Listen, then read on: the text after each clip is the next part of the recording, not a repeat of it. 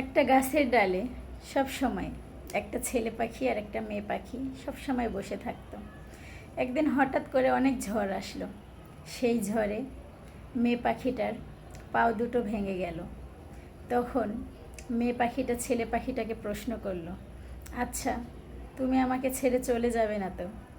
ঠিক তখনই ছেলে পাখিটা তার ডানা দুটো ভেঙে দিল আর বলল, দেখো, আমার আর ওড়ার মতো কিছুই নাই, আমি শেষ অবধি তোমার সাথেই থাকতে চাই।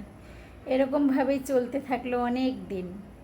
এরকম করে চলতে চলতে হঠাৎ একদিন আবারও ঝড় আসলো। সেই ঝড়ে ছেলে পাখিটা মেয়ে পাখিটাকে বলল যে, দেখো, আমার তো ডানা নাই, আমি তো উঠতে পারি না, তো তুমি না হয় কোথাও চলে যাও, ঝড় যখন থেমে যায় তখন তুমি আবার আমার কাছে চলে এসো। তো মেয়ে পাখিটাকে যখন এই কথাটা বলল, মেয়ে পাখিটা আর দুইবারও ভাবলো না। কারণ মেয়ে পাখিটার পাও নাই ঠিকই, তার ডানা আছে ওড়ার মতো। তো তখন সে উড়ে চলে গেল। তো সে উড়ে চলে গেছে। যখন ঝড় থেমে গেছে তখন মেয়ে পাখিটা চলে আসলো। চলে এসে দেখে যে ছেলে পাখিটা নেই, মানে জীবিত নেই, সে মরে গেছে। কারণ সে তো উঠতে পারতো না, তার ডানাগুলো সে আগেই ভেঙে দিয়েছিল যেন উঠতে না পারে। তো তার মৃতদেহটা সেখানেই পড়ে আছে। আর সে একটা চিঠিও লিখে গেছে মেয়ে পাখিটার উদ্দেশ্য করে, যে একদিন তুমিই আমাকে বলেছিলে যে তুমি আমাকে কখনো ছেড়ে যাবে না তো, আর সেজন্যই আমি আমার ডানাগুলোকে ভেঙে ফেলেছিলাম। আর আজকে এই ঝড়ের মধ্যে আমি শুধু তোমাকে একবার বলেছি, তুমি দুইবারও ভাবো নাই, তুমি উড়ে চলে গেছো নিজেকে সুরক্ষিত রাখার জন্য।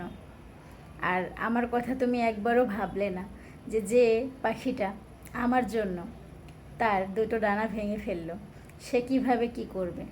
তো এটা থেকেই একটা শিক্ষাই নেওয়া উচিত আমাদের, যে পাখিটা যখন ছেলে পাখিটাকে হারিয়েই ফেলেছে তখন আর কিছু বলার নাই, কিছু করারও নাই।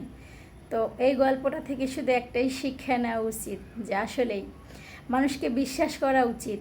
অবশ্যই বিশ্বাস ছাড়া পৃথিবীটা একদমই অন্ধ।